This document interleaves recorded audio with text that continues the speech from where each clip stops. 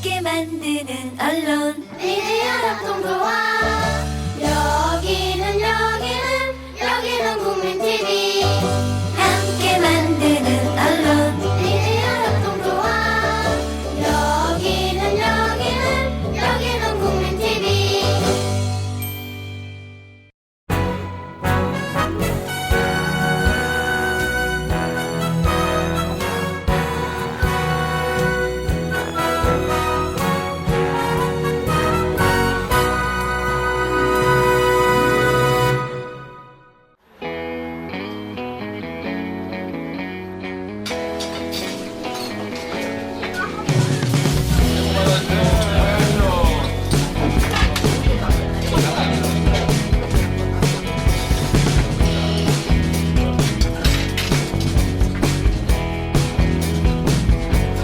어땠어요, 음식?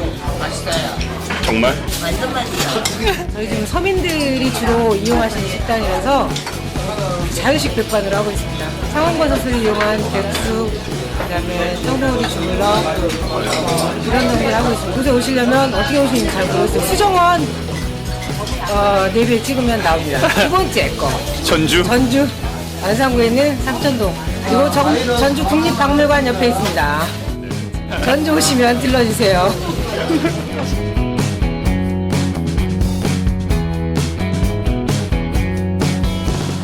맛이 어땠어요? 먹을 게 없어요. 왜 먹을 게 없어? 맛있던데.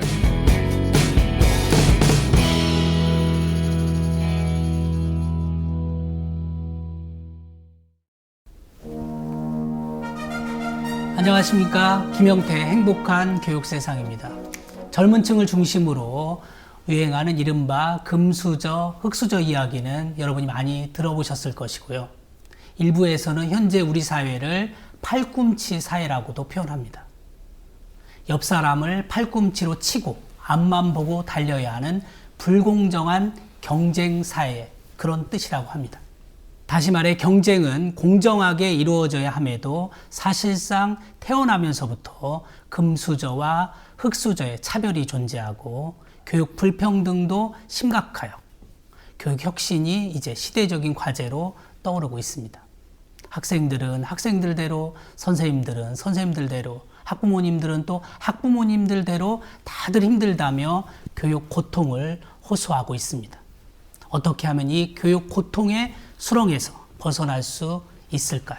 그래서 오늘 집중 인터뷰 사랑방송님으로 중병으로 신음하고 있는 학교 교육을 어떻게 살릴 것인가, 이 문제를 가지고 학교 개조론 그리고 교육을 잡는 자가 대권을 잡는다 등의 책을 쓰신 미양고등학교 이기정 선생님을 모시고 자세한 이야기 나눠보도록 하겠습니다. 이기정 선생님 어서 오십시오. 네, 안녕하십니까. 우리 네. 시청자들을 위해서 본인 소개 잠깐 해주시겠어요? 네, 미양고등학교 국어교사인 이기정입니다. 네, 말씀하신 대로 학교 개조론, 교육을 잡는 자가 대권을 잡는다 등 네. 이 교육개혁에 대한 몇 권의 책을 써서 네. 사회에 약간의 많이 파장을 방향을 일으켰어요. 준 적이 있습니다. 네.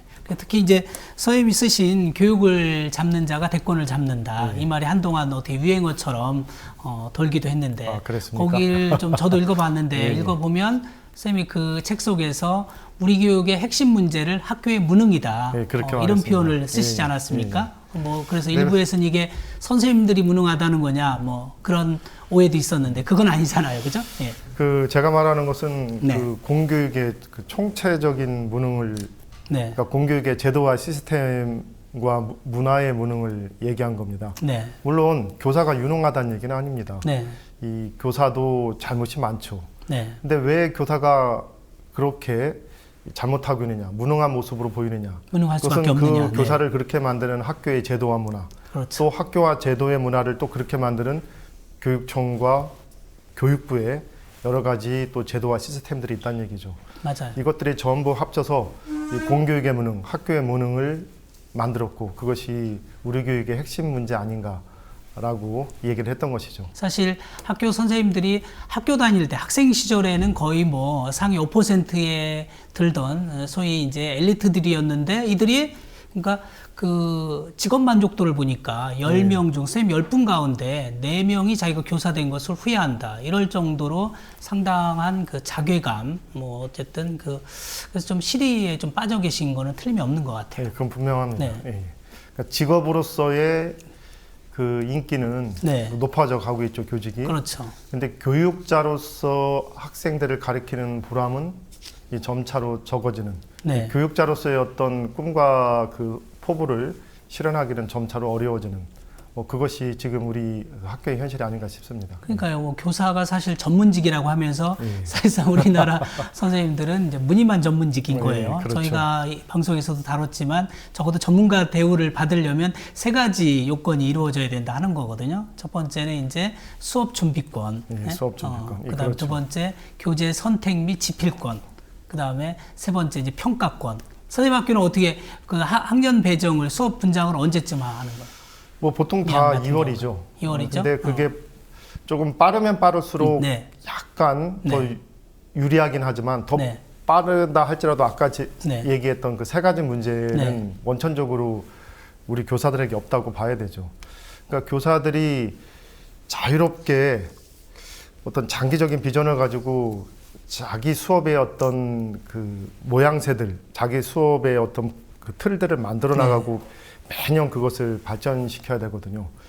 그랬을 때 수업이 현저히 발전할 수 있는 것인데 그것이 되려면 아까 말씀하셨듯이 어떤 수업 과정 자체를 자기가 꾸릴 수 있는 어떤 그 권한 그러니까요. 그리고 평가를 그 자기가 수업한 과정 것에 평가까지. 맞추어서 네. 할 수 있는 네. 어떤 그 평가의 권한 이런 것들이 충분히 줘야 되고 또 자신이 자기 수업에 맞는 교재를 스스로 만들거나 네. 또는 선택할 수 있는 권한도 주어져야 되는 것이죠. 예.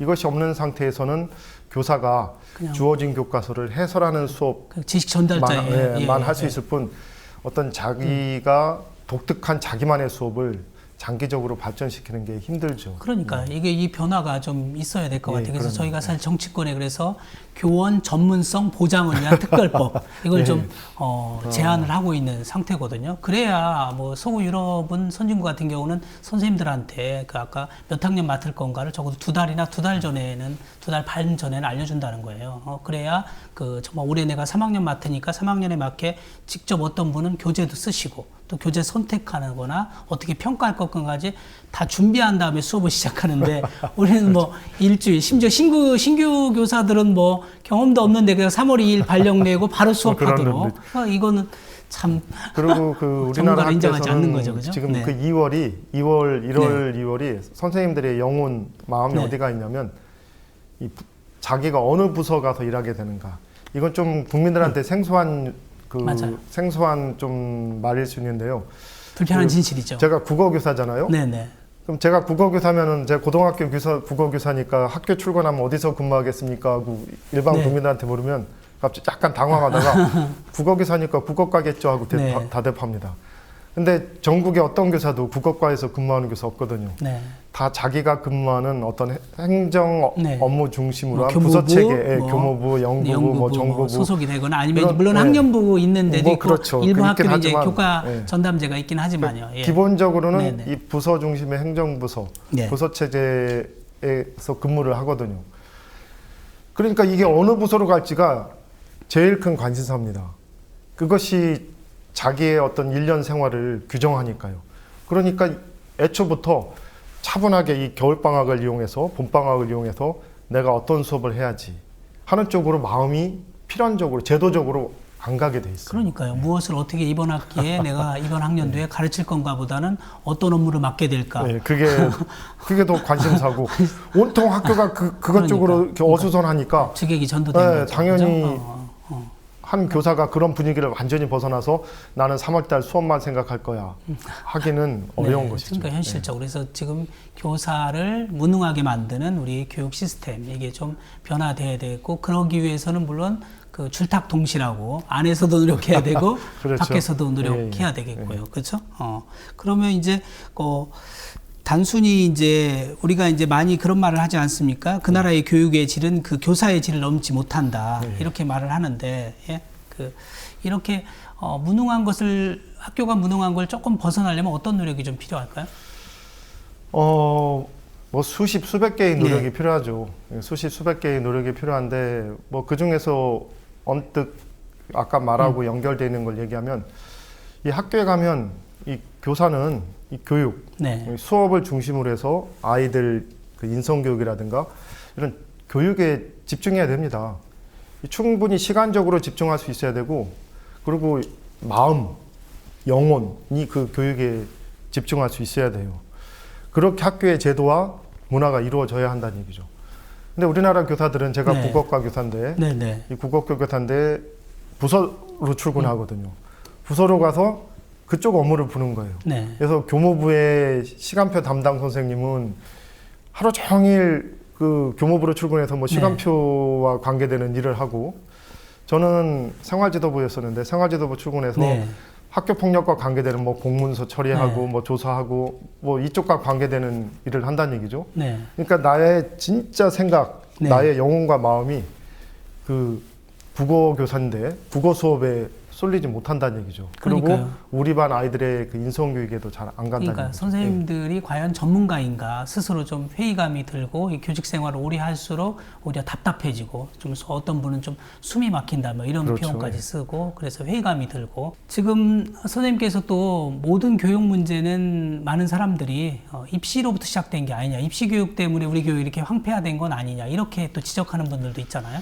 분명 입시는 그 우리 사회의 큰 문제죠.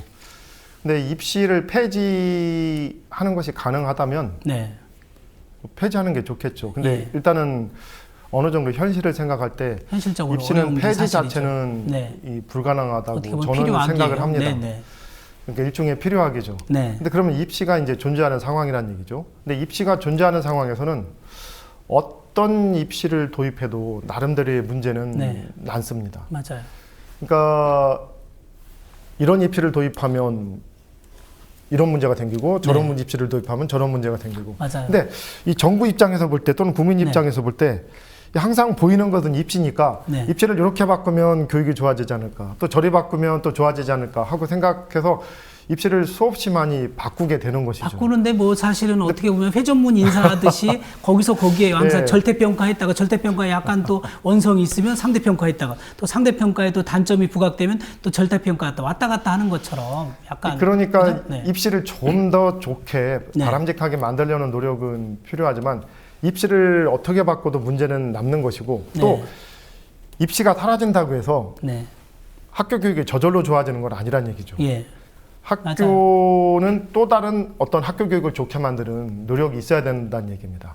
그리고 입시가 존재하는 상황에서도 네. 학교 교육이 좋아질 수 있는 여지가 웬만큼은 있다는 얘기예요. 그렇죠. 따라서 우리는 그 입시 제도를 이리 바꾸고 저리 바꾸는데 너무 많은 에너지를 쏟고 있는 현실에서 이제 벗어나서 입시가 어떻게 존재하건 혹시 네네. 학교 교육을 더 좋게 만드는 길은 없는가? 네. 혹시 입시에만 그 주목을 하다가 이 학교 교육을 좋게 만들 수 있는 어떤 방법이 있는데 그걸 아니, 놓친 건 그러니까요. 아닌가? 한번 살펴보고 그러니까 어떻게 보면 있다면 학교 교육의 변화를 위해서 네. 노력해야 된다는 거죠. 근본적인 문제를 바꿀 생각을 해야 되는데 선생님 말씀처럼 그냥 변죽을 올리는 소위 어떻게 말하면 땜질식 처방만 계속 입시 제도를 이렇게 바꿨다 저렇게 바꿨다 이거 가지고 전혀 바뀌지 않은데 학교가 왜 존재하고 정말 교육청이 왜 존재하는가 이거부터 근본으로 돌아가서 그렇죠. 정말 그 입시 개혁과 함께 그 학교나 교육 혁신도 필요하고 또 근본적으로 아이들의 어떤 개성, 소질을 좀 살려주고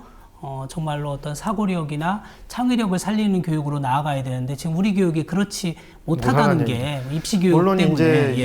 입시가 존재하는 이상 한계는 있죠. 네. 그러나 입시가 존재하는데도 모범적인 교육을 한 사례들이 있지 않습니까? 그렇죠. 이 대표적인 게 네. 혁신학교죠. 네네. 물론 혁신학교가 다 잘하는 건 아니에요. 네. 근데 잘하고 있는 소수의 혁신학교는 입시 네. 제도가 존재하는 상황에서도 꽤 다른 교육을 했고 네. 어떤 희망을 보였지 않습니까? 네. 근데 그 학교에서 가능한 것을 다른 모든 학교에 가능할 수 있도록 하려면은 네. 어떤 학교의 제도화문화, 교육청의 제도화문화 여러 가지가 바뀌어야 되는데 그것을 바꾸면 지금의 입시 제도가 존재하는 상황에서도 우리가 이상적인 교육은 할 수 없지만 네네. 지금 잘 되는 혁신학교에서 실현했던 것들을 네네. 다른 모든 학교에서 실현하는 것이 불가능하지는 않다는 얘기죠. 그렇죠. 그러니까 이제 우리가 항상 교육에 문제가 있는데 교육 바꾸는 거를 좀 교육 당국이나 정치권한테만 얘기했는데 우리 스스로 뭔가 바꿔보려는 노력도 하자. 이제 그 움직임이 이제 자생적인 자발적인 움직임이 혁신학교였고요. 굉장히 이게 초등학교, 중학교에서 많이 뭐 성공이라는 표현은 저는 좋아하진 않지만 어쨌든 상당한 효과라고 할까 의미를 거두었고요. 그러나 근데 이제 네, 고등학교의 예. 경우 다소 입시의 벽에 묻혀가지고 그 장벽 때문에 사실 고등학교는 혁신학교 하기가 좀 어려운 부분이 있고요. 물론 이제 서울의 경우 선사고나 삼각산고가 그럼에도 불구하고 아주 그 굉장히 그 놀라운 성과를 거둬서 주목하긴 했죠. 그러니까 혁신학교가 성과를 보였으면서도 네. 혁신학교 전체의 그런 모습을 보이지 못한 그렇죠. 것은 뭐냐면은 그만큼 제도, 구조, 네. 문화 이거에 힘이 크다는 얘기죠.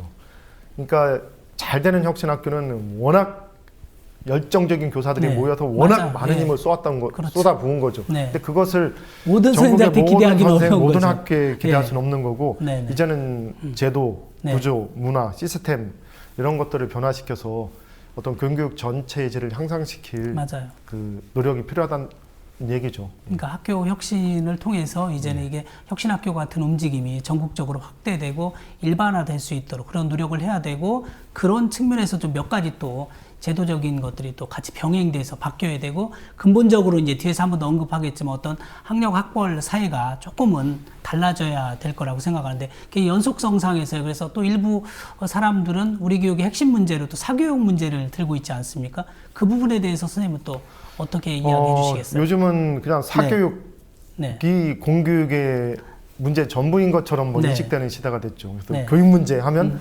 자동적으로 사람들이 사교육비나. 사교육을 네. 떠올릴 지경이 됐죠. 예, 예. 물론 사교육은 우리 교육의 중요한 문제죠. 근데 사교육이 어디서 오느냐? 물론 여러 군데서 오지만 네. 가장 많은 원인은 결국은 사회로부터 오죠. 네, 맞아요. 그러니까 그거를 강준만 교수는 뭐라고 표현했냐면요. 네. 그 사회에서의 현저한 임금 격차가 네. 입시 경쟁을 불러오고 그것이 사교육을 낳는 거다. 네. 그러니까 임금 격차를 해소하지 않고는 네.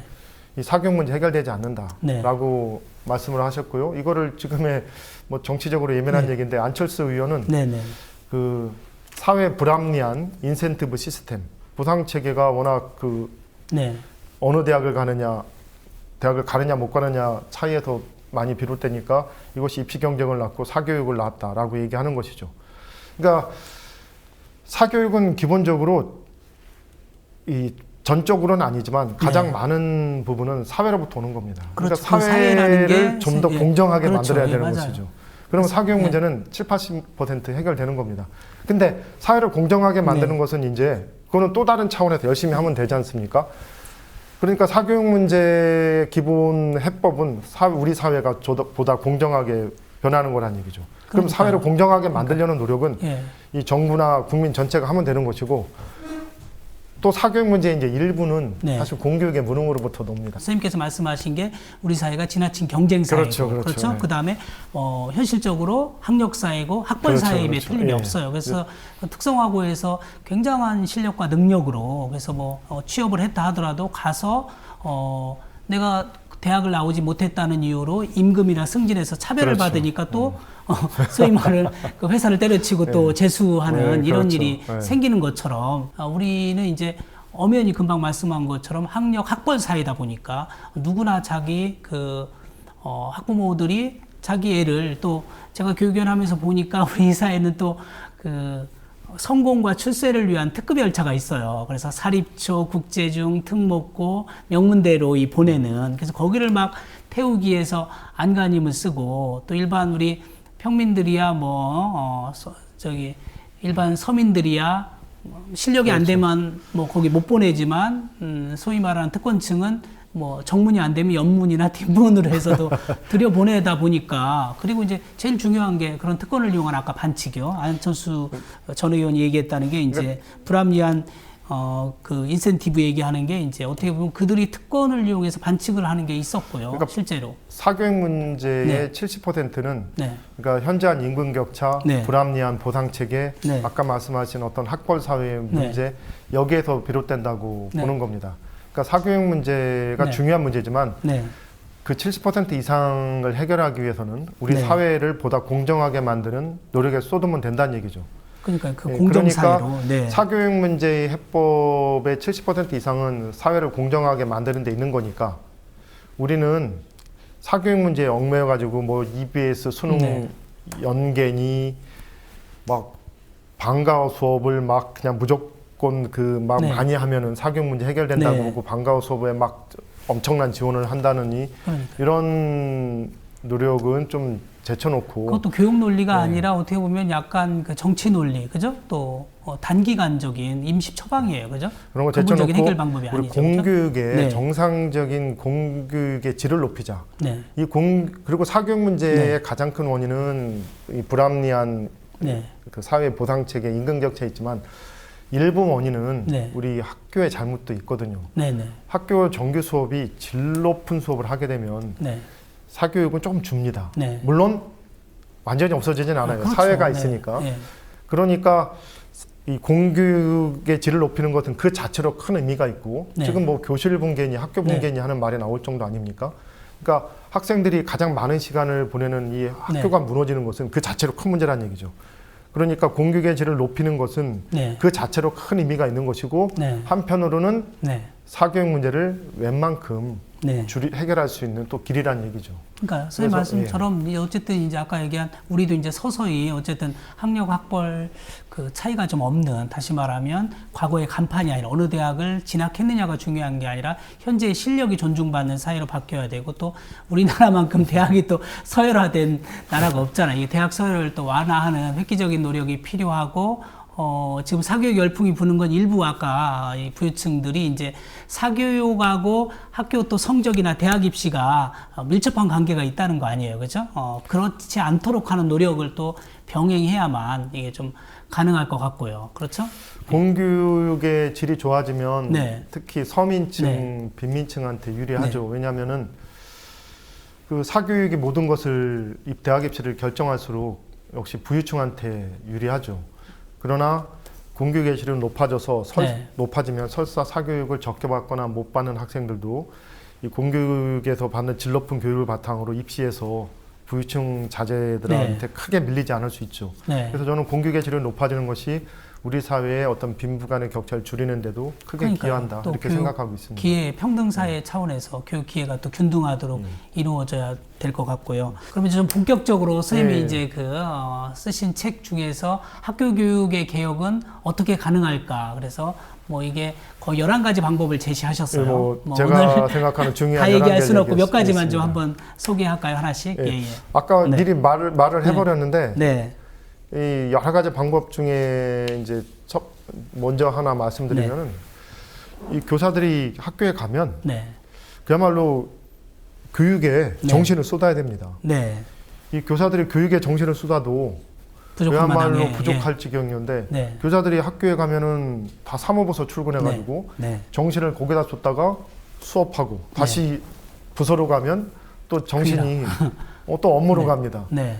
이런 체계에서는 교육이 발전할 수 없죠. 수업이 그러니까. 제대로 될 수가 없습니다. 네. 온전히 교사는 학교에 가면 교육과 그야말로 수업 준비하고 사무행정을 아이들과 분리하다. 대화하고 예, 예. 그래서 그야말로 교육에만 전념할 수 있는 네. 뭐 여기서 교육이라고 하면 수업과 아이들 인성 생활지도. 네. 생활지도 이 정도입니다. 네, 네. 그밖에 이것을 가능하게 하는 여러 가지 행정 업무라든가 어떤 우리가 흔히들 잡무라고 얘기하는 네. 그밖에 업무들은 완전히 교사로부터 떼어나서 그거를 전문적으로 하는 사람들에게 맡게 된다는 얘기죠. 그러니까요. 그리고 교사는 네. 철저하게 교육에만 전념해야 되고 그리고 학교의 조직 체계 자체가 교육을 염두에 두고 조직 부서를 다시 짜야 된다. 그러니까요. 하지만 우리의 목적이 공교육의 질을 확 높이는 네. 거라면 단순히 경감이 아니라 교사가 교육에만 네. 전념할 수 있게끔 하는 것을 획기적으로 네. 실현해야 되고 학교의 제도를 바꿔야 되고 승진 과정도 네. 교육에 전념한 교사가 그야말로 승진이 교장 되도록. 교감이 돼서 네. 다시 학교를 교육 위주로 운영할 수 있게끔 이제 만들어야 된다는 그러니까 얘기죠. 지금 선생님 말씀처럼 연결되는 게 지금 어쨌든 교사가 전문직이고 아까 수업, 교육과 그리고 생활지도, 인성교육에 전담을 하고 그러면 능력을 인정받아서 승진이 되는 체계여야 되는데 우리나라는 오히려 지금 거의요, 제가 또 찾아봐도 거의 지구상에서 유일무이할 정도로 특이한 승진 제도를 쓰고 있어요. 정말 구태의연하죠? 이거를 예. 한 번은 방송 아나운서한테 말한 적이 있어요. 예. 아나운서한테 말했더니 아 우리도 마찬가지예요. 방송 진행 잘한다고 승진하는 건 아니에요 하면서 저희들의 말을 그 약간 웬만큼 사회에서 그런 예. 것과 비슷한 정도로 이해를 하시더라고요. 전혀 근데 저희들은 다르죠. 그야말로 제로잖아요, 제로. 아니 제가 비유드릴게요. 아니면 같은 교직인데도요. 네. 대학을 예를 들면 다른 직종하고 비교하면 다른 사람은 네. 잘 못 알아듣고요. 그러니까 대학을 들면 학장이나 총장을 무슨 특별한 시험으로 뽑지 않거든요. 학장이나 총장 일종의 보직이잖아요, 그죠? 그리고 학장하고 총장을 하다가 내려오면 또 자기 평교수 하는 거예요. 똑같이 우리 그럼 초중고 교육도 선생님들이 아까 수업자라고 아이들 뒤로 잘하는 사람이 교감도 되고 교장도 됐다가 임기 끝나면 또 내려와서 그렇죠. 자기 또 아이들 가르치면 되는데 지금 전혀 그렇지 않죠, 그죠? 그러니까 수업 잘하는 것이 교장되고 교감되는데 네. 도움을 주는 것이 사실상 0%다. 그러니까요. 라는 것을 네. 좀 잘 납득을 못 하시더라고요. 네. 근데 사실상 제로 아닙니까? 제로, 네. 0. 그러니까 그래서 그걸 문제죠. 바꾸자는 차원에서 이제 뭐 교장 선출 보직제니 또 선생님께서도 말씀하시는 교장 복무제 뭐 이런 쪽으로 좀 바꿔보자 그 얘기 아닌가요, 그죠? 그렇죠. 아무튼 뭐 승진제도는 바뀌지 않으면은 네. 안 되죠. 그야말로 수업과 교육에 열정을 바친 교사가 교장이 돼서 다시 교육을 잘할 수 있도록 학교를 운영하는 제도가 만들어져야 됩니다. 예. 그리고 이제 그 또 똑같이 연장선에서 사실 이제 서구 유럽이나 이런 나라들은 보니까 교장이 또 수업을 해요. 많지는 않지만 몇 시간씩 수업을 하거든요. 근데 우리는 이제 소위 말하는 관리자라고 그래요. 관리자가 되면 선생님이 아닌 게 아닌데 교감 선생님, 교장 선생님 그러는데도 우리나라는 또 수업을 안 하죠?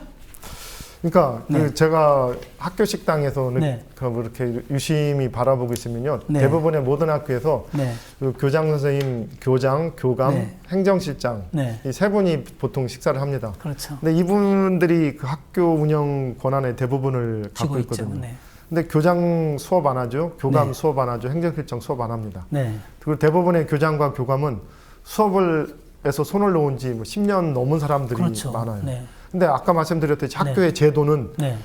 교육, 수업을 중심으로 그 운영되지 않고 학교의 제도 자체가 그 학교의 운영 시스템 자체가 행정업무 중심으로 돼 있단 말이죠. 아니, 그럼 시시각각 네. 변하잖아요. 요새 뭐 세대차가 1년이 아니고 6개월이 아니고 3개월만 돼도 세대차 난다고 할 정도로 아이들이 달라지고 근데 있잖아요. 학교 그죠? 제도와 네. 구조가 네. 행정 중심으로 돼 있는 상황에서 네. 교장이 수업 안 한 지 10여 네. 년 된 분이야. 네. 교감 수업 안 한 지 또 한참 됐어. 네. 행정실장은 아예 수업을 처음부터 안 해봤죠. 그러니까요. 그러니까 제도도 그렇고 사람도 그렇고 이 수업과 교육은 학교에서 제일 그야말로 제일 급하고 중요한 일로 인식이 안 될 수밖에 없다는 얘기죠. 그러니까. 근데 만약에 교장이 수업을 다만 몇 시간이라도 한다면 교감이 다만 몇 시간이라도 수업을 한다면 이 학교 교실에서 일어나는 그 여러 가지 어려움을 해결하려고 적극 노력할 거라는 그러니까요. 얘기죠. 예. 이것이 학교 교육에 긍정적 영향을 그럼요. 미칠 거라는 얘기입니다. 밖에서 제3자 입장에서 보는 거와 수업하면서 그럼요. 아이들하고 직접 피부로 부딪히면 달라지죠. 그리고 저기 교육청에 가 있는 장학사들이 네. 장학사로 가는 순간 이제 네. 교감으로 나갈 거니까 네. 이제 그분도 영원히 또 수업 안 한다는 네. 생각을 네. 하거든요. 그러니까 교육청에서 내놓는 여러 가지 정책들이 학교 수업에 학교 교육에 도움을 주는 정책들이 아니라 방해가 되는 정책을 많이 펴요. 말 그대로 뭐 어떻게 관리, 효율 뭐 이런 것만 그분들도 어쩔 수 따지는 없는 거죠. 면이 있지만 네. 그래요. 네, 근데 만약에 맞아요. 자기들이 다시 학교로 가서 교장 교감이 돼도 네. 수업을 해야 된다고 생각하면 네. 수업의 관점에서 아이들 교육의 관점에서 정책을 그래도 조금은 더 많이 신경을 쓸 것이고 이것이 학교 교육에 긍정적 영향을 미칠 거라는 얘기죠. 그래서 저는 교장이 네. 다만 몇 시간이라도 수업을 해야 된다. 교사만큼은 아니지만 수업을 해야 된다. 네. 그래서 피부로 네. 느껴야 된다. 그래야지 또 교사들과 대화도 맞아요. 통하고 예. 서로 얘기할 것도 있어요. 그러니까 수직적인 게 아니라 수평 그래야 이제 공감대를 또 형성하고 해서 일부 뭐 경기도교육청 같은 경우는 이제 경기도 그거 도입하려고 교육청. 이제 애를 쓰는 것 같더라고요. 그래서 이재정 교육감이 제 책을 읽고서 아이들을 얻었나? 물론 스스로 뭐 깨달으신 거겠지만 뭐 이런 생각도 해봤습니다. 네네. 그러니까 저희가 사실 뭐 지금 이야기 나누지만 저희 교육계가 사실 핵심적으로 가장 달라져야 될 거 그렇게 꼽았더니요. 첫 번째가 교원의 승진 제도를 좀 교원의 이 승진 문화를 좀 바꿔달라. 바꿔야죠. 두 번째는 이 대학 서열화. 이 대학 서열화가 깨지지 않는 한 많은 그 우리의 노력들이 참 숲으로 돌아가니까 대학 서열화를 좀 깨달라. 이 두 가지였는데 그 이제 관련돼서 선생님께서 책에 쓰신 것 중에 제일 첫 번째로 사실은 중고등학교 무학년 학점제를 제안하셨어요. 이 부분 조금 설명을 좀 무학년 해주시면. 학점제라고라는 네. 말을 썼지만 네, 이건 이제 뭐 핀란드 같은 데서 네. 하고 있는 어떤 교육과정 네. 무학년 학점제니까 그 말을 네. 썼던 거고요. 네, 이거를 조금 그 정신을 얘기하면 네, 학생들의 그 학습 능력을 고려한 네, 그리고 학생들의 어떤 소질, 적성을 고려한 네, 교육과정을 짜야 된다는 얘기죠. 네, 뭐 약간 그러지 말고 이 선진국 수준만큼 대폭적으로 학생들의 학습 능력 고려해주고 학생들의 소질, 적성, 취향 고려해주고 그러니까요. 하지 않으면 어렵다는 얘기입니다. 아니 근데 예. 이제 저도 이것 때문에 저희가 사실 국회에서 12월 학생 선택권 강화 이걸 가지고 국회에서 토론도 했고요. 또 제가 특성화고 여기 학생들하고 선생님 모시고도 이야기했는데 사실 우리나라도 특성화고는 선생님도 전에 특성화고에 계셨잖아요. 특성화고는 상당 부분 아이들의 금방 얘기한 발달 단계나 소질이나 적성에 뭐 맞춤식까지는 아니더라도 상당 부분 아이들의 특성이나 소질을 고려해서 교육 과정이 이루어지고 있더라고요. 거기는 근데, 이제 전공 네. 교과가 있으니까 그러니까요. 인문계 고등학교에 비하면 한결 낫죠. 예. 근데 인문계고는 왜 안 되는가? 예? 그래서 특성화고처럼 그렇게 좀 금방 선생님 말씀하신 것처럼 뭐 핀란드까지는 아니더라도 핀란드처럼 되면 더 좋겠지만 그게 부분적으로는 입시하고도 관계가 있긴 합니다. 네. 근데 입시하고 관계없이 네. 우리 공교육이 보이는 무능의 문제도 있습니다. 네. 제가 공교육의 무능이라는 네. 표현을 쓰는 이유는 하여튼 사회가 이런 상황에서도 입시제도가 이런 상황에서도 공교육이 좋아질 수 있는 길이 없지 않다. 그러니까 어쩔 수 웬만큼 없다가 아니라 있다. 우리가 네, 스스로 웬만큼 뭔가 있다. 노력하는 대안을 네, 마련하는 완전히는 네, 아니고 그렇죠. 우리가 100점 네. 만점이 아니라 50점, 60점 그러면 뭘 목표로 한다면 우리가 지금 빵점이라고 한다면 네, 50점, 60점 목표로 한다면 길이 그렇죠. 있다. 라는 얘기를 한다는 얘기죠. 예를 들어서 지금 인문계 고등학교는 고3까지 네. 다 높은 단계 수학을 공부하거든요. 네, 네. 그러니까 서울대 가는 애와 2년제 전문대 가는 애와 아예 대학을 안 가고자 하는 애가 다 똑같은 수학을 네. 공부하고 있다는 얘기입니다. 이게 입시 때문이냐? 아니란 얘기죠. 예를 들어서 상당수 아이들이 그 전문대를 간다는 얘기죠. 네, 2년제 네. 대학을. 근데 2년제에서 대학에서 그 요구하는 예를 들어서 수능 점수는요. 뭐 다 수시로 가지만 네. 그 두 과목이에요. 네.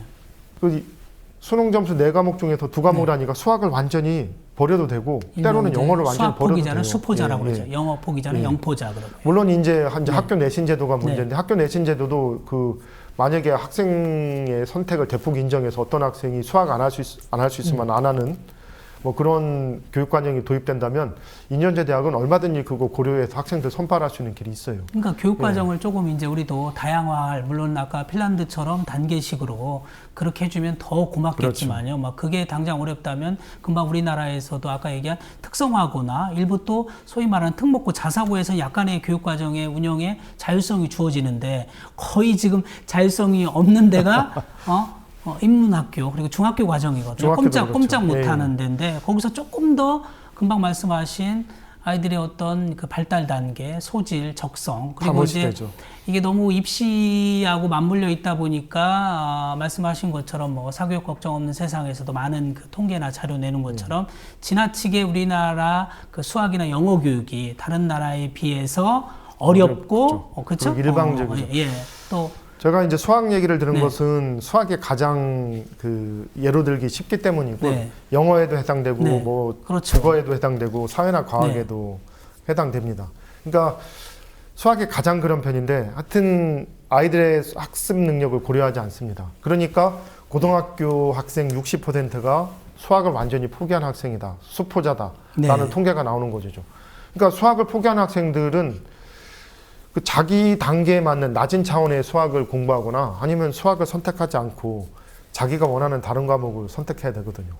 근데 다른 과목 선택 못하고 수학을 선택한 다음 네. 자기가 도저히 그 노력해도 도달할 수 없는 단계의 수학을 듣고 있으니까 교실에서 이 학생들은 전부 엎어져 자거나 아니 떠들고 있다는 그러니까요. 거죠. 아이들을 뭐 지금 선생님 학교에 아이들이 뭐 절반 정도가 엎드려잖아요. 그러니까 이제 그 소위 말하는 그렇게 해서 뭐 교실 붕괴다, 학교 교육이 위기다 그러는데 그 대부분이 이제 영어 수학이지 않습니까? 그런데 수학 같은 경우는 금방 말씀하신 것처럼 걸음마도 못하는 아이한테 빨리 달리라고 막 채찍질 가하는 거나 똑같잖아요. 그러니까 근데, 초등학교 예. 고학년 되면 네. 수포자가 생기기 시작해서 네, 뭐 그러니까요. 중학교만 해도 수포자가 아주 네. 많고요. 고등학교 가면 60%가 되는 것이죠. 자, 그런 상황에서 교사가 수업을 해본다고 생각해 보십시오. 네. 그야말로 명문대에 가려고 높은 단계 수학을 아무튼 하고 있는 학생과 이 수학을 완전히 포기한 학생들이 이 뒤섞이는 상황에서 질 높은 수학이 이루어지는 것은 힘들다는 얘기죠. 그러니까 교사가 온전히 교육에만 전념하면 네. 공교육의 질이 높아질 수 있습니다. 그리고 온전히 그 교육에만 전념하는데 네. 내가 예를 들어서 수학 수업을 할 때 수학을 포기한 학생은 다른 과목 자기가 좋아하는 것을 공부하고, 여기는 어찌됐건 수학을 선택한 학생, 마음에 있는 학생이 만약에 와 있다면 그 수학 선생님은 더 네. 질 높은 수업을 할 수 있는 것이죠. 그렇죠. 또 어떤 수학 선생이 있는데 네, 그러니까요. 와서 하루 종일 자기는 수학 생각만 해요. 네. 근데 수업에 들어가면은 수학을 포기한 학생들이 아니라 수학을 선택한 학생들이 있어요. 네. 그 수업의 질이 얼마나 좋아질 수 있겠습니까? 그건 영어 선생도 근데 마찬가지고 지금 이제 뭐 국어 선생도 일부 마찬가지고. 수준별 이동 수업에서 하긴 하는데 그것도 이제 사실 큰 효과를 거두지 못하는 게 그렇죠. 그러니까 수준별 이동 수업을 하지만은 어차피 또 평가는 같이 잘하는 하고요. 애와 못하는 애를 네. 나눠놨을 뿐 네. 그 학생은 네. 어차피 똑같은 수업을 해야 돼요. 똑같은 그러니까요. 교재로. 왜냐? 그러니까요. 시험이 같으니까. 그래서 자기가 따라갈 수 없는 어려운 시험을 보고 그러니까요. 자기가한테 어려운 교재를 쓰고 어려운 수업을 하고, 그러니까 다만 다른 것은 자기가 하기 싫은데 할 수 없이 공부 못하는 애들끼리 모아놔서 그야말로 수업을 조금 느슨하게 한다. 뭐 그것만 그런 해도 정도예요. 의미는 아니, 있을 수 있지만 그러니까요. 그거 외에는 아이들만 의미는 없는 사실상 것이죠. 우열반처럼 오히려 부작용만 더 크잖아요. 저희가 그래서 학생들의 어떤 선택권 강화하고 아이들이 좀 과목을 선택할 수 있게 좀 해주고 대폭적으로 교육 해야 과정을 좀 됩니다. 예. 다양화하면 자연스럽게 특목고가 필요 없는 거예요. 그죠? 그렇죠. 그러면 자연스럽게 그래서 외국의 지금 구미 선진국 같은 경우 특목고가 없는데 우리 같은 경우는 이제 아까 그래서 하향 평준화돼 있어서 뭔가 그 공부 잘하는 아이와 못하는 아이가 한 교실에 있는 게 이상하다 그래가지고 과학 좀 잘하면 과학고 예술 좀 잘하면 예술고 또 외고 이렇게 만든 게 얼마나 그 학교 내 비교육적이고 다양한 어떤 그 교육 과정을 논리적인가. 만들어서 학교 내에서 물론 이제 뭐 수학을 높은 단계의 수학이라면 거긴 수학을 잘하는 애들끼리 모여 있겠죠. 그러니까 네. 수업 한 시간을 보면 때로는 잘하는 애들끼리도 모이고 못하는 애들끼리도 모이지만 학교 전체를 보면 학교 잘하는 애와 못하는 애가 다양하게 섞이는 것이죠. 예를 들어서 또 체육은 네. 또 음악은 미술은 네. 굳이 수학처럼 잘하는 애 네. 못하는 애를 나눌 필요가 없잖아요. 그러니까요. 이 체육은 네. 이렇게 활동 자체가 중요하고 음악은 또 음악을 감상하는 것 네. 자체가 중요하니까 또 그 시간에는 또 많은 애들이 다른 또 생각을 네. 갖고 있는 다른 취향의 아이들이 섞일 수 있겠죠. 그러니까 교육 과정이 다양해지면 때로는 수학을 잘하는 애들만 있는 시간도 있겠지만 또 그 아이들은 다른 시간에는 또 다른 아이들과 어울리는, 그래서 전체적으로 잘하고 못하고 하는 맞아요. 아이들이 전체 그러니까요. 교육 과정 속에서는 맞아요. 어울리면서 서로 감정을 교류하는 이게 네, 필요하다는 저도 얘기죠. 참 우리 바람직하고. 교육이 어떤 교육 논리나 교육적인 안목으로 접근했으면, 그래서 아까 교육 선진국들 계속 예를 드는데 거기는 뭐 마치 자연의 숲처럼요, 큰 나무 작은 나무가 또 잎이 그렇죠. 넓은 거 좁은 것들이 어울려서 아름답게 조화를 이루는 것처럼 우리나라도 얼마든지 한 학교 안에서 영어 잘하는 아이, 수학 잘하는 애를 학교 안에서 소화할 수 있으면 소화할 수 있어야 되는데 되죠. 예. 그렇게 만들어 가도록 교육 당국이 노력했어야 되는데, 아까 얘기한 거기서 수학이나 과학 잘하는 애 좀 떼내서 뭐 과학고, 외국어 좀 잘하면 외고, 이런 건 사실 그러니까 저는 교육적이지 그 않은 거죠. 외고나 그렇죠? 뭐 물론 우리나라에서 뭐 수학이라든가 네. 과학에서는 영재 교육이 필요하긴 일부 합니다. 필요하긴 뭐 그건 하겠지만, 전제하는 네. 생각에서 이렇게 너무 고등학교 때부터 네. 공부 잘하는 애와 못하는 애를 나눠 놓는 것은 그 사회적으로 바람직하지 않다고 그렇죠. 봐요. 또 공부 잘하는 애도 못하는 애의 마음을 이해해야 되고 또 부자도 가난한 아이의 삶을 이해할 수 있어야 되거든요. 그래서 제가 볼 때는 고등학교 단계에서 이걸 너무 분리시켜 놓으면 사회 나가서 서로를 이해 못할 수 있지 그러니까 않습니까? 저희가 그럼 제대로 수직- 된 사회 정책이 못 나오죠. 맞아요. 아니, 수직적인 서열화를 좀 수평적인 다양화하자 그러는데 대학 서열화를 깨기에도 지금 버거운데 이명박 박근혜 정부 들어와서 더 오히려 고교까지 서열화되고 있어서 이게 엄청난 문제고요. 그 핀란드가 이제 아까 대표적인 사례 얘기하셨잖아요. 뭐 그 가장 핀란드 모범 사례로 많이 예, 얘기되죠. 조금 예. 언급하고 넘어갈까요? 예. 그러니까 뭐 제가 알기로는 뭐 핀란드의 경우는 수학을 예를 들면 네네. 뭐 한 고등학교의 경우 뭐 제가 읽은 책에 네. 6단계 뭐 아마 네. 학교마다 다르겠죠. 뭐 단계가 있다고 들었어요. 네. 그래서 6단계에서 아래 단계부터 뭐 11단계까지. 차근차근 밟아나가게 네, 돼 네, 있고요. 맞아요.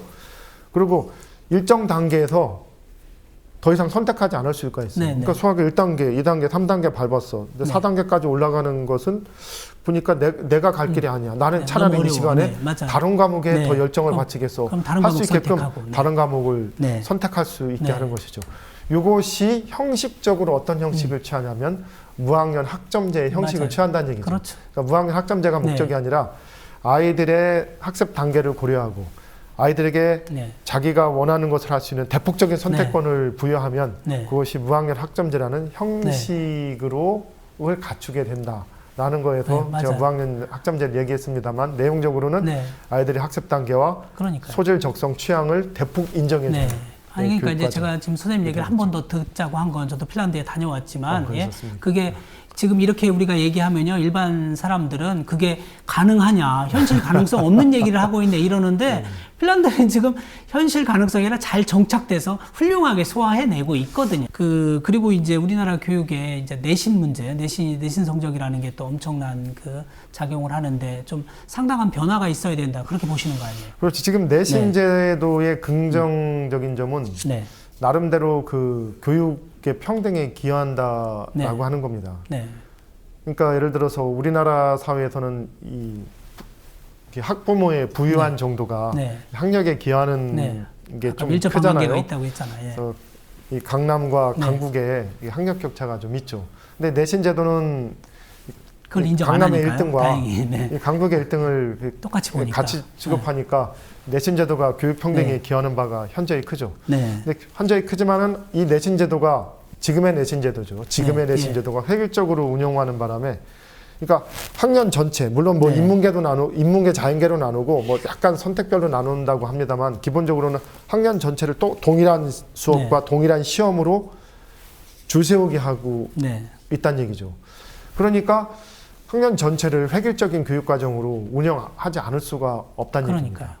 여기서 나타나는 폐해가 너무 크기 때문에 네. 어찌됐건 이 내신 제도의 변화를 가해야 한다는 얘기입니다. 네. 물론 이 내신 제도의 변화를 가하는 것은 좀 쉽지는 않은 거예요. 왜냐하면 자칫하면 이 내신 제도가 기여했던 교육의 평등에 대한 기여도가 약화될 수 있고 그러니까요. 없어지면은 아니 그러니까 아무튼, 선생님이 예. 내신 제도를 희생해서라도 학교 교육을 살려야 된다. 좀 심지어 세게 뭐 얘기할 때는 내신 제도가 죽어야 학교가 산다. 뭐 이렇게까지 말씀하셔서 예, 뭐 내신 제도가 죽어서 학교가 살아야 된다면 네. 내신 제도가 저는 죽어야 된다고 네. 생각하지만 네. 이제 만약에 실제 이제 정책으로 이렇게 하기에는 차원에서 얘기할 때는 아주 조심스럽게 네. 다뤄야 되겠죠. 그러니까 일부 선기능이 있고 선기능은 계속 유지하되 이제 좀 금방 말씀하신 몇 가지 폐안, 특히 교육의 교사들의 전문성을 좀 빼앗는 거는 좀 이제 보완해야 될 그런 측면이라고 보고요.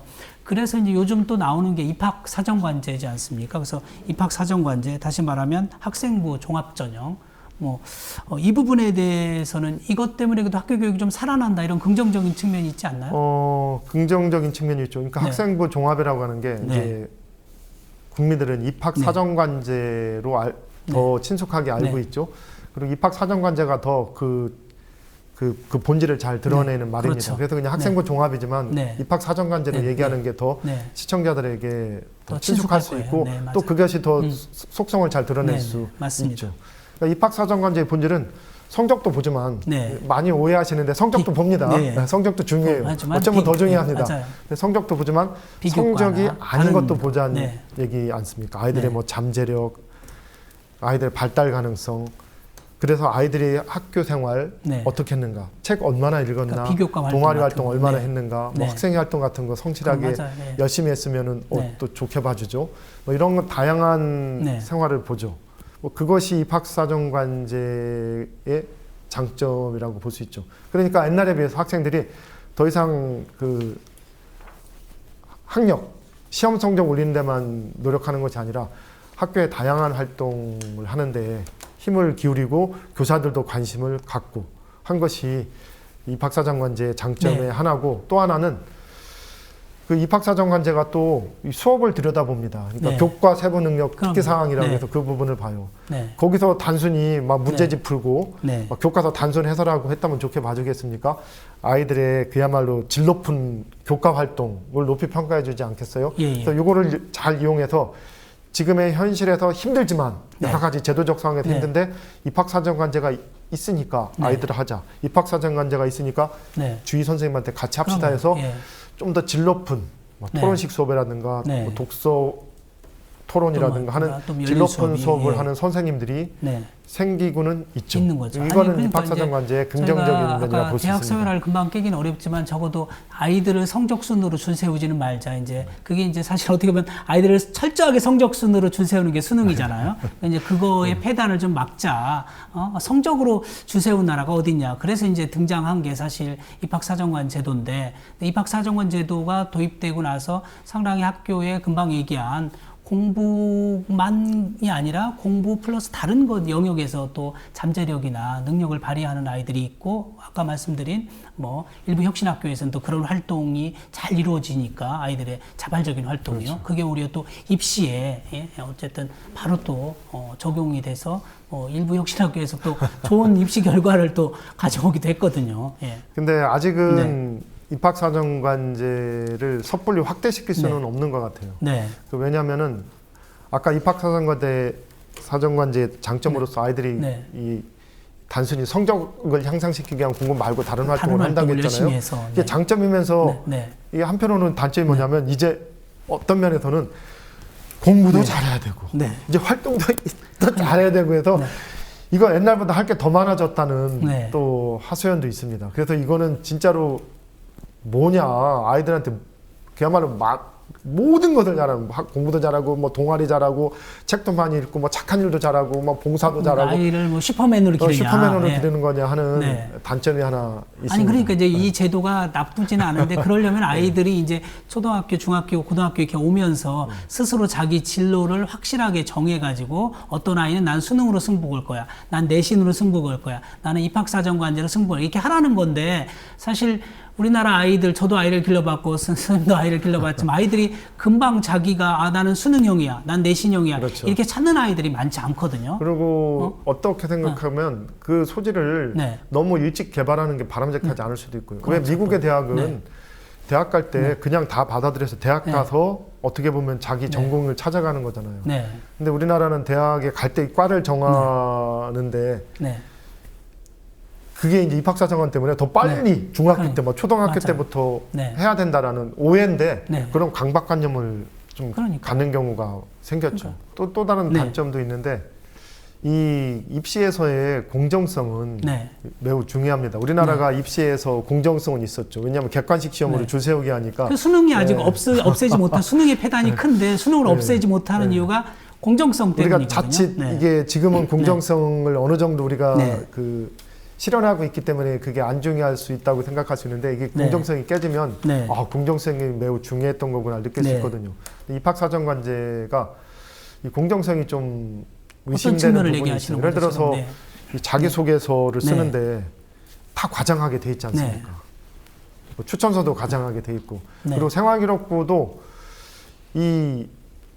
이게 아이들한테 가급적이면 좋은 쪽으로 써주게끔 유혹을 받을 수밖에 네. 없겠죠. 그래서 좋은 쪽으로 써주고 일부 학교는 그거에 아주 심한 경우도 있습니다. 네. 심지어는 그 생활기록부 내용을 아예 그 학생한테 써오라고 하면 이제 학생은 학부모한테 가고 네. 학부모는 학원으로 가 네. 사교육으로 가고 그러니까요. 그래서 써주는 경우도 뭐 적지 않은 것 같아요. 그래서 그러니까 이게 이것이 참- 이제 입학사정관제의 장점을 상쇄시키는 단점이라 하겠죠. 그래서 저는 입학사정관제의 장점과 네. 단점이 지금은 어느 정도 팽팽하게 이렇게 네. 긴장감을 이루고 있는데 어느 쪽으로 갈지는 객관적으로는 잘 모르겠어요. 근데 소망은 제대로 정립됐으면 좋겠습니다. 아니 그러니까 취지는 좋잖아요. 우리는 사실 뭐 많은 교육 제도를 도입할 때 취지가 엄청 좋았어요. 사실 봉사활동하는 것도 그렇고 그죠? 사실 논술도 굉장히 취지는 좋잖아요. 근데 그게 꼭 몇몇 사람들이 악용을 하는 바람에 금방 얘기한 입학사정관 제도 아이들의 소질과 특성과 또 아이들의 비교과 활동, 잠재력도 보고 그 아이의 이런저런 학생 시절에 활동을 보자는 거 아니에요? 좋은 제도인데도 금방 말씀하신 것처럼 학교는 일부 진학 성적을 올리기 위해서 좀 과장을 하고 일부 학부모는 없는 사실까지 저도 제가 특히 강남은요. 강남은 네. 막 학부모들이 또는 학생이 선생들한테 막 이렇게 써달라고 거의 밀고 들어오는 걸로 알고 있습니다. 그래서 제가 아는 네. 어느 후배는 강남의 명문 고등학교에 있는데 그러니까요. 그 생활기록부 쓰는 것 때문에 약간 환멸을 느껴서 그 학교를 떠나는 일찍 떠나는 신청. 네.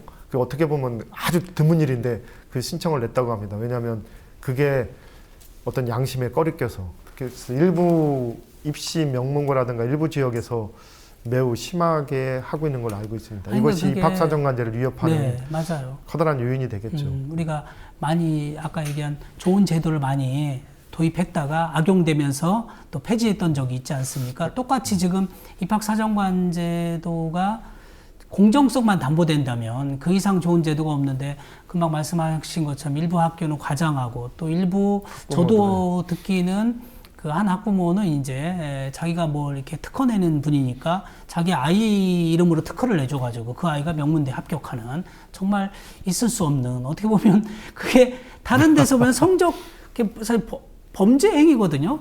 공정한 입학이 아니잖아. 공정사회가 아니잖아. 그러니까 이제 아까 제가 서두에 얘기했던 금수저 흑수저 나오는 얘기가 부모가 누구냐에 따라 또 부유층인 경우는 금방 선생님이 말씀하신 것처럼 학원을 활용하든지 전문가를 활용해서까지 소위 말하는 스펙을 그렇게 쌓는 거잖아요. 그러니까 과도기적 혼란을 일단 국민들이 조금은 참아주셔야 되겠고요. 네. 일단 입학사정관제를 운영하는 대학, 그리고 학교, 학부모 전체에 그 노력이 필요하겠죠. 근데 이렇게 보니까 다시 입시라고 하는 것이 항상 뭘 도입해도 장단점이 있지 않습니까? 네. 그러니까 입시 제도를 그 자체만으로 이 교육을 성공시킬 수는 없는 교육 거죠. 문제를 해결할 수는 그렇죠. 없다는 것이 어떻게 대화 속에서 네. 자연히 드러났죠. 네. 그래서 입학사정관제가 저는 성공하게 바라고 성공적으로 뭐 학교에서 노력을 하겠지만 어떤 입시 제도를 도입해도 문제 해결은 안 된다. 그럼요. 따라서 우리는 그야말로 학교 교육 자체의 질을 높이는 길이 없는 게 아니니까 그 길에 최선을 다하는 것이 어떻게 보면 가장 남는 장사 아니겠느냐 하는 생각을 갖고 있는 겁니다. 그러니까요. 장점은 살리되 좀 단점은 보완해 나가야 되고 또 그냥 땜질식 처방이 아니라 근본적인 제도가 바뀌어야 되고 또 사회 변화도 아까 얘기한 이게 사실은 좋은 대학, 명문대학 가려고 하는 학생은 많은데 또 수요는 적으니까. 그리고 학교 교육의 질이 확 높아지면요. 운용할 수 있는 입시 제도의 폭이 정부로서 넓어지는 겁니다. 그러니까요. 예를 들어서 아까 논술 시험이 그 자체로 나름대로 의미가 있잖아요. 프랑스 같은 경우는 뭐 바카로레아 논술 시험을 다 하는데 왜 그 오히려 그 확대시키지 않고 논술 시험을 없애려고 하느냐? 그게 사교육 때문이거든요. 그럼 왜 사교육 때문이야? 학교에서 논술 시험을 대비 전혀 못 해주니까. 전혀 못 해주니까 그러니까, 사교육에 더 많이 의존하는 거죠. 만약에 학교 교육의 질적 능력이 향상돼서 아까 말하는 학생들의 어떤 능력과 소질을 개발해주는 폭넓은 선택이 가능해주는 그야말로 선진국형 교육과정이 운영된다면 학교 수업의 질이 확 높아지면 어느 정도 대비를 해주겠죠. 그렇다면은 논술 때문에 이렇게 사교육 의존도가 확 높아지지 않을 거예요. 논술의 사교육 의존도가 낮아질 거란 말이죠. 그럼 정부로서는 논술 시험을 입시제도의 하나로서 잘 활용할 수 있지 않습니까? 그러니까 공교육의 질이 확 높아지면 이 정부에서 이 입시제도를 운용할 수 있는 그 자율권이 그 여지가 훨씬 더 자유로워지죠. 그래서 저는 대한민국 교육 문제의 핵심을 공교육의 무능, 교사의 무능이 아닙니다. 공교육 전체 제도화 문화를 비롯한 공교육 전체의 무능으로 잡은 것이고 공교육이 유능해지면 우리 교육의 많은 문제가 해결된다. 달라지고 변화될 것이다. 아울러서 이제 어쨌든 아까 얘기한 학력사회, 학벌사회 이 움직임이 좀 사라져야 대학 서열화가 좀 깨져야 왜냐하면 미국 같은 경우는 SAT를 사실 학교에서 대비 안 해줘요. 그런데도 사실 사교육 기관이 없거든요. 그와 마찬가지로 우리가 뭔가 학교에서 대비 안 해줘도 사교육 열풍이 불지 않도록 그런 노력까지 좀 같이 해야 이게 우리 교육이 좀 진정 제대로 변화될 것 같고요. 끝으로 선생님 하여튼 몇 가지 강조하고 싶은 거나 마지막으로 하고 싶은 말씀이 계시다면. 하여튼 이 공교육에 살아나는 것, 우리 공교육이 그야말로 학부모들한테 신뢰받는 것, 그러니까 공교육이 믿음직하게 국민들한테 받아들여지는 것. 이것은 우리가 그야말로 모든 것을 걸고 노력해야 될 이 중요한 길이라고 생각을 합니다. 물론 수십 개, 수백 개의 어떤 정책이 성공적으로 실행되어야 하죠. 오늘 몇 개만 얘기했을 뿐이죠. 그 모든 것을 우리가 노력해서 어떤 공교육이 질이 높아지는 것. 제대로 자리 잡고. 그래야지 청소년들이 네. 대부분의 시간을 보내는 이 네. 학교 생활이 의미가 있어지는 것이고 즐겁고 행복하고. 그래야지 사교육도 좀 네, 낮아지겠죠. 사라지진 않겠지만 좀 줄 수 있는 그렇죠. 거고요. 예. 그래야지 입시제도도 좀 더 자유롭게 정부가 정말로, 운영할 수 예, 있는 거고요. 학교가 학교로서의 기능을 그래서 본연의 기능을 할 수 이 있죠. 우리 공교육이 살아나는 것이 네. 우리 교육 문제 해결에서 가장 중요한 네. 해법이다라고 네. 생각을 하는 겁니다. 공교육이 지금 무능한데 공교육을 좀 유능하도록 만들자. 지금 그런 이제 노력이 뭐 선행돼야 된다. 올해 총선이 있고 내년에 네. 대선이 있지 않습니까? 네네.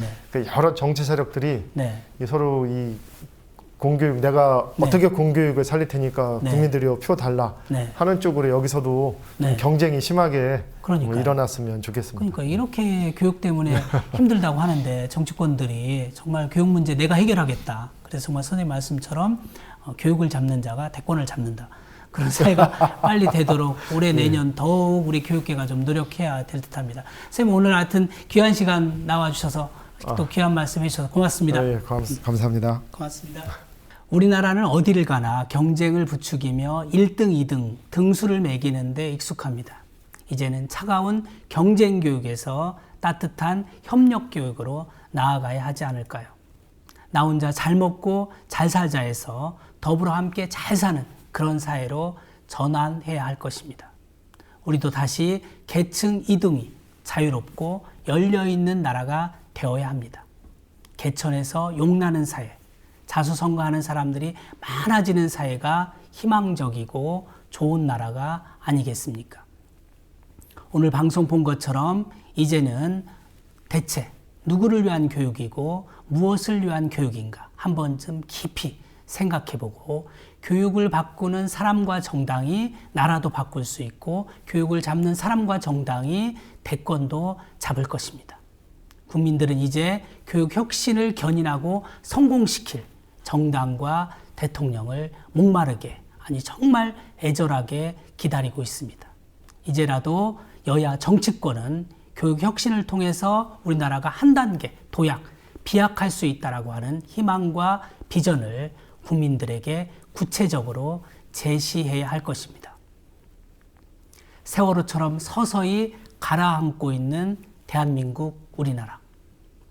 더 늦기 전에 뼈를 깎는 교육 혁신을 통해서 행복한 교육 시스템을 구축해야 하지 않겠습니까?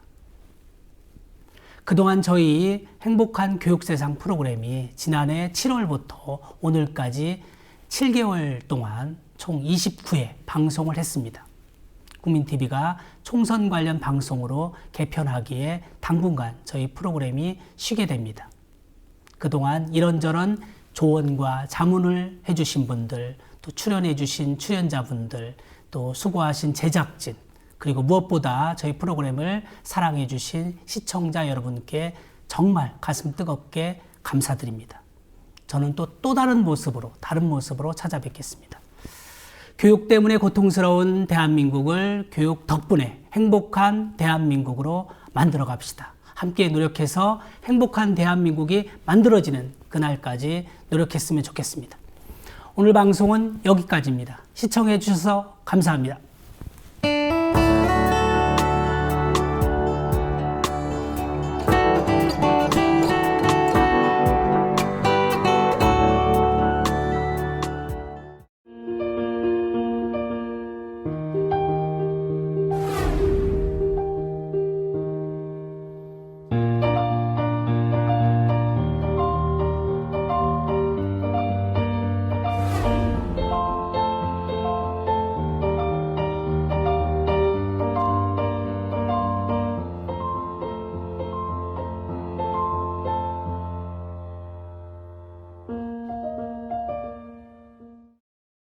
안녕하십니까.